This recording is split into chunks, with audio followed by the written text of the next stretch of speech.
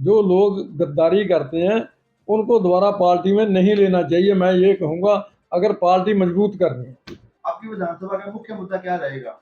विधानसभा का मुख्य मुद्दा है खरड़ का। वहाँ पे एक तो पानी की बड़ी दिक्कत है, कराली में भी समस्या पानी की, वहाँ भी समस्या। ये चुनावी मुद्दा बनने वाला है। हाँ, चुनावी मुद्दा है। ये मुद्दा है। आप देखिए, डेवलपमेंट नहीं है। आप कराली में चले जाओ, आप खरड़ में चले जाओ, आप नवे गांव में चले जाओ, जो म्यूनसिपल कमेटियां 4-4 महीने प्रेसिडेंट वहां की मीटिंग नहीं कर सकते। क्या लोगों को 4 महीने की जरूरत नहीं है काम की? क्यों नहीं हो रही, क्यों नहीं सुनवाई होती? जब वो एमसीओ के पास हम या तुम जाओगे, जो लोग हैं, तो वो एमसी बोले नहीं सकेंगे वहां पे, तो काम कैसे होगा? कैसे आपके साथ जुड़ेंगे? शर्मा जी, आप कारोबारी हो। हाँ क्या जी। इस सरकार से बीजेपी से डर लगता है कांग्रेस में होते हुए आपको? मुझे कोई डर नहीं लगता। डर तो परमात्मा से चाहिए। मैं डरता हूँ परमात्मा से, किसी से क्या डरना है?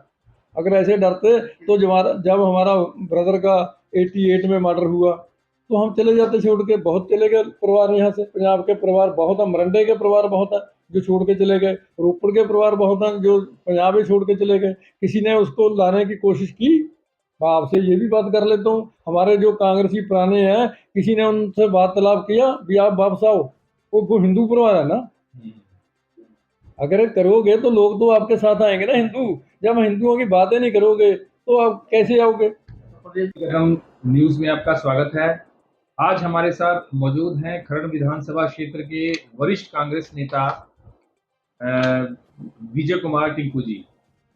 टिंकू जी के बारे में बता दें कि ये जन्मजात यानी कि कई पीढ़ियों से कांग्रेस के साथ जुड़े हुए हैं और वर्तमान में भी पीपीसी के मेंबर भी हैं ये, और फॉर्मर प्लानिंग बोर्ड के अंदर भी चेयरमैन रहे ये। तो काफी जिम्मेदारियां इन्होंने निभाई, कांग्रेस के साथ बड़े वफादारी के साथ इन्होंने काम किया। तो आइए हम इनसे कुछ राजनीतिक चर्चा करेंगे, कुछ जानकारी लेंगे इनके विधानसभा क्षेत्र के बारे में। जी नमस्कार जी। नमस्कार। शर्मा नमस्कार जी, जी। शर्मा जी, सबसे पहले तो हम ये जानना चाहेंगे कि कांग्रेस में हर जगह कहीं ना कहीं ये शिकायत सुनने को आती है कि कांग्रेस में फूट है, कांग्रेस में अपनी अपनी बंसी, अपनी अपनी डफली, अपना अपना राज वाली बात करते हैं। अगर हम खरड़ विधानसभा क्षेत्र की बात करें तो यहाँ भी हमें बहुत सारी चीजें देखने को मिली। आपके नजरिए से, आप किस नजरिए से देखते हैं कांग्रेस को? यहाँ पर कैसी परिस्थितियां हैं कांग्रेस की, कैसी मजबूती रहेगी कांग्रेस की, क्योंकि चुनाव करीब ही है, ज्यादा दूर नहीं है। जी। कांग्रेस की स्थिति देखिए, जो 2022 में इलेक्शन की हुई है, जी। वो कांग्रेस पंजाब में हारी है। जी। वो हमारी गुटबाजी से, फूस के कारण हारी है। जी। 22 से पहले 17 में जहाँ इलेक्शन हुआ था, उस वक्त आपका ज़्यादा जोर था, मैं समझता हूँ इससे भी ज़्यादा जोर था। पर हमारी सरकार बनी, महाराजा साहब सीएम बने, तो 78 विधायक हमारे जीत गए। जो नलायक विधायक थे वो नहीं जीते। जी। हमारी हवा चली तभी 78 आए ना। जी। तो उसके बाद जो 22 वाला इलेक्शन था, 22 वाला इलेक्शन आपने देखा, फूटा, ये कहने की क्या बात थी, सभी अपनी अपनी डफली बजाते थे। अब भी जो कोई बात उठती है, हम समझते हैं भी हाई कमांड को उसमें प्रेशराइज करके उसको चुप कराना चाहिए। अगर कोई चेंज चाहते हैं, चेंज करनी चाहिए। अगर कोई किसी का लगता है कि ये गलत है, उसके बारे में लोगों से बात करनी चाहिए। चाहे हारे हुए असं विधायक है, चाहे जीते हुए, पर रहे तो पार्टी के साथ है। 16 से 19 तक मैं प्रेसिडेंट रहा हूँ डिस्ट्रिक्ट रोपड़ का। 20 से लेके 22 तक, फिर मैं जब तक टिकट नहीं था मिला, जब तक मैं चेयरमैन प्लानिंग बोर्ड का रहा हूँ। फिर उससे बाद में अपनी कॉन्स्टिट्यूंसी में फिर भी सेवा करता हूँ, पीपीसी मेंबर हूँ मैं। तो मेरा परिवार तो, मेरे फादर मेरे जन्म से पहले से कांग्रेस में है। मैंने तो कांग्रेस ही पार्टी में जन्म लिया। जी। कांग्रेस पार्टी का ही मैं पहली बार बनने से पहले मरंडे में कभी अकाली का, कभी बीजेपी का प्रेसिडेंट बनता था। वो कारण था, सरदार रविंद्र सिंह डुमना, बड़ा नाम है उनका, वो यहाँ से विधायक होते थे। यहाँ साथ में गाँव है। मदन मोहन मित्तल, वो बीजेपी के हैं, बड़ा चेहरा बीजेपी का, वो यहाँ के जमपाला मरंडे के। तो इस करके यहाँ उनका राज रहा। 92 हम जीते 6 आदमी, 7 जीते उनके। उस वक्त 2 लेडीज ऑप्शन करनी थी, हमारे पास ऑप्शन करने के लिए भी नहीं था। फिर एक यहाँ पे बीजेपी से जीता हुआ था, उससे हमारी बातचीत हुई, हम उसको ले आए तो मैं पहली बार 92 में सर्वसम्मति से मैं प्रेसिडेंट कांग्रेस का बना। फिर 98 में इलेक्शन हुआ, वो मेरा सगी बुआ का बेटा, हमने उसको प्रेसिडेंट बनाया। फिर 3 में इलेक्शन हुआ, उस वक्त यहाँ एक हरिपाला एससी समाज से था, जो हमारे साथ जब आया था 92 में, हमने उसको उसको प्रेसिडेंट बनाया। उसको 8 में फिर अकाली सरकार थी, फिर मैं प्रेसिडेंट बना सर्वसम्मति से, फिर मैं प्रेसिडेंट बना उस वक्त। 15 में फिर हम जीते, अकाली सरकार थी, फिर हमारे जीतते आए। तो ऐसे ऐसे 92 से लगातार यहाँ पे कांग्रेस का कब्जा शहर में रहा है। ये तो है हमारी जो सोच है या बात है। तो उसके बाद बात ये है भी, इनको एक इकट्ठा रखना जिम्मेवारी हल्का इंचार्ज की है।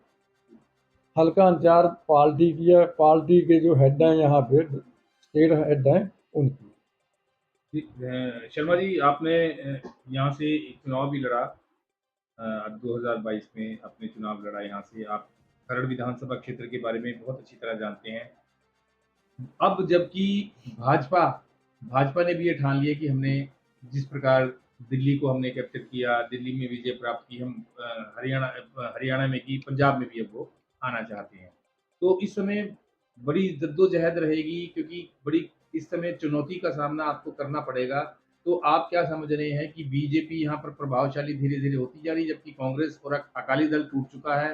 कांग्रेस में आपसी फूट है, ऐसे में बीजेपी एक संगठित तरीके से, बीजेपी का संगठन जब यहाँ घुस रहा है, तो आपको लगता नहीं है कि यहाँ पर प्रभाव पड़ेगा? बीजेपी का प्रभाव है, मैं इससे एग्री हूँ आपसे। जी, जो हिंदू परिवार हैं, जी, एक तो कांग्रेस से पीछे हटते जा रहे हैं। जी, वाल्मीकि समाज है, ऐसी समाज में वाल्मीकि समाज हमारे से पीछे, पार्टी से पीछे हट रहा जी, है। ये ढूंढने की बात तो आपके लिए है, पार्टी के लिए जो हेड है, हम तो बता सकते हैं भी ये कमजोरी है। जो हमारा लोगों में मैसेज है, लोग हमेशा हमें यही पूछते हैं सीएम कौन बनेगा। अब इकट्ठे हो गए, वो ऐसे बोलता, वो ऐसे बोलता, जबकि कोई ऐसी हमारे को कोई बात नहीं लगती। और जब ये बोलते हैं, स्टेजों पे लगते हैं, लोगों को लगता होगा। तो दूसरी बात है, जो हमारे यहाँ पे हिंदू लीडर हो, अच्छा हिंदू लीडर हो, जो बीजेपी को कंडेम कर सके। कंडेम करने के लिए ये राम मंदिर की बात करते हैं। राम मंदिर बना, इन्होंने अपनी वोटों के लिए बनाया। जो हिंदू धर्म, सनातन धर्म को मानने वाले हैं, सनातन धर्म के 4 मठ हैं, चारे मठों ने जवाब दिया भी मूर्ति पूजा नहीं हो सकती। हमारे किसी हिंदू लीडर ने कहा, बोला नहीं अभी तक। तो ये खिलवाड़ की अब सनातन धर्म का, जी, क्या ये उनसे ऊपर है जिसने किया? सेकंड बात, हमारे सनातन धर्म के बीच में जब पूजा प्राण प्रतिष्ठा होती है, मंदिर में हम भी कराइए, यहाँ भी प्राण प्रतिष्ठा हमें भी मौका मिला, भगवान ने दिया। मेरे फादर को और मदर को भी मौका मिला, यह मंदिर बना हुआ है। मेरे फादर और मदर को ड्यूटी लाई भगवान ने, वो बनवाया। तो कहने का बात है, हम भी प्राण प्रतिष्ठा कराई है।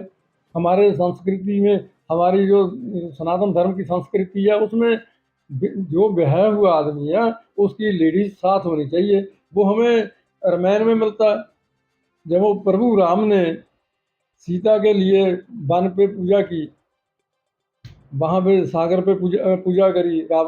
रावण आए वहां पे, रावण माता सीता को साथ लेके आए, तब पूजा पूर्ण हुई। तो ये कुछ सीखा नहीं है धर्म का, इनको पता नहीं है। तो ये खंडन कौन करेगा भी ये गलत हो रहा है? उसको उस हिसाब से खंडन करना चाहिए।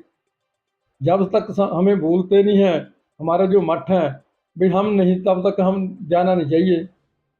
मठों की बात करनी चाहिए, मठों के पास जाना चाहिए। साढ़े जो लीडर हैं, उनको माता माता के दरबार में भी जाना चाहिए। अब सावन के नराते आएंगे, अस्सू के नराते चल रहे हैं, जाना चाहिए, मत्था टेकना चाहिए वहाँ पे। मैं तो जाता हूँ, सभा के दिन में मैं फतेहगढ़ साहब भी जाता हूँ। हमारे गुरु हैं, कोई इनके थोड़े हैं भी और के गुरु हैं, वो हमारे पंजाबियों के सभी के गुरु हैं। उन्होंने शहीदी दी है, हिंद की चादर कहा गया। हमें तो सब धर्मों का सत्कार करना चाहिए। यानी कि आपका कहने का मतलब है, हिंदुत्व का मुद्दा जो है वो भाजपा यहाँ पर कैश नहीं कर पाएगी ज्यादा, नहीं कर ये कहना नहीं चाहती कर हैं? अगर हम उसको काउंटर करेंगे, जी जी जी जो हिंदू का वो इसी का बात पे कर रहे हैं, राम की बात है। एक भजन वाला यहाँ पे जो राम को लाएगा हम उसको लाएंगे, राम को कौन है लाने वाला, मुझे ये तो बता दो ना पहले। भगवान को लाने वाला। अगर हम ये बोलेंगे नहीं तो क्या होगा। जी राम को एक सवाल मेरा भी है भगवान बुद्धों को लेकर। हाँ, भविष्य में आपको कांग्रेस पार्टी टिकट देती है, जो अधिक प्रार्थी हैं उनको एक मंच पे कैसे लाओगे सर आप? कैसे लोग आपके लिए एक चुनौती नहीं हो जाएगी किसके लिए जी, दोबारा यदि आप चुनाव लड़ते हैं, अगर आपको टिकट दी जाती है 2027 में, हाँ। तो जो बिखरी हुई कांग्रेस है, जो लीडर बिखरे हुए हैं, क्या आप उनको एक मंच पे ला पाएंगे? ये आप- चुनौती है आपके लिए, नहीं तो नुकसान भी तो हो सकता है। आप पहले तो ये पूछिए, जो यहाँ से दूर हुए हैं वो मेरे कारण हुए हैं या किसी और के कारण हुए हैं। फिर उसको बनाओगे आप? एमसी कुराली की हैं, हाँ, वो आप में गए हैं। जी जी।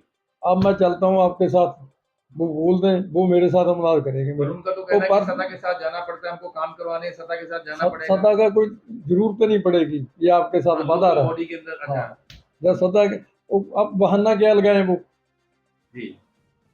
खरड़ के हैं एमसी, आप उनसे अकेले अकेले से पूछ लो भी जी। क्या है, किसके आ कारण जाएंगे सारे हाँ किसके कारण गए हैं। आपको लगता है आ मैं जाएंगे? आपको कई बता देता हूँ। हैदराबाद में राणा कौशलपाल है, उसको पूछिए भी क्यों गया। इस मुल्लांपुर का सरपंच रहा सतनाम, उसको पूछो भी क्यों गया, क्या मेरे साथ संबंध हैं, अब भी हैं। उसके बाद कालेयाल का सरपंच है। अगर ऐसे लोग हम बाहर निकाल देंगे बिना उससे तो क्या होगा। जी यही बात है, जब तक जो हमने इलेक्शन लड़ा, हम पार्टी के लिए हमेशा वफादार रहे और रहेंगे। जो लोग गद्दारी करते हैं उनको दोबारा पार्टी में नहीं लेना चाहिए, मैं ये कहूँगा, अगर पार्टी मजबूत करनी है। आपकी विधानसभा का मुख्य मुद्दा क्या रहेगा? विधानसभा का मुख्य मुद्दा है खरड़ का। वहाँ पे एक तो पानी की बड़ी दिक्कत है, समस्या है। कराली में भी समस्या पानी की, वहाँ भी समस्या ये है। चुनावी मुद्दा बनने वाला है नहीं? हाँ, चुनावी मुद्दा है। ये मुद्दा है। आप देखिए डेवलपमेंट नहीं है, आप कराली में चले जाओ, आप खरड़ में चले जाओ, आप नवे गांव में चले जाओ।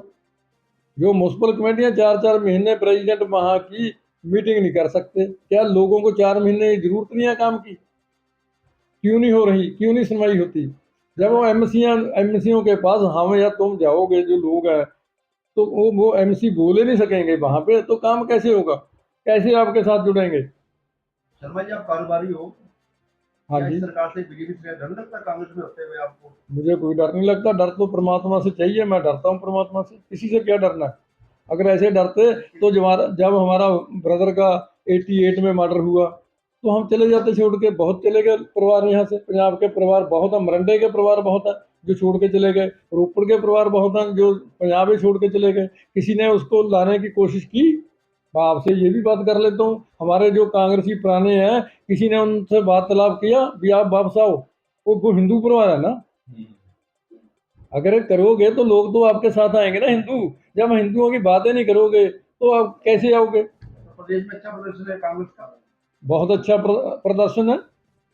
अब जो हुआ आपने देखा है, सब अच्छा हो रहा है। मुकाबला कांग्रेस और बीजेपी?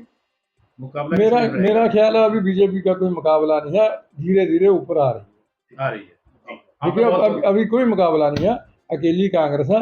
इसीलिए लोग कहते हैं भी जो उनकी आवाज़ है बीजेपी की है, अकालियों की है, आपकी है, वो यही आवाज़ है भी ये पाटे हुए हैं जी, इनके धड़े हैं, वो कहते हैं ये।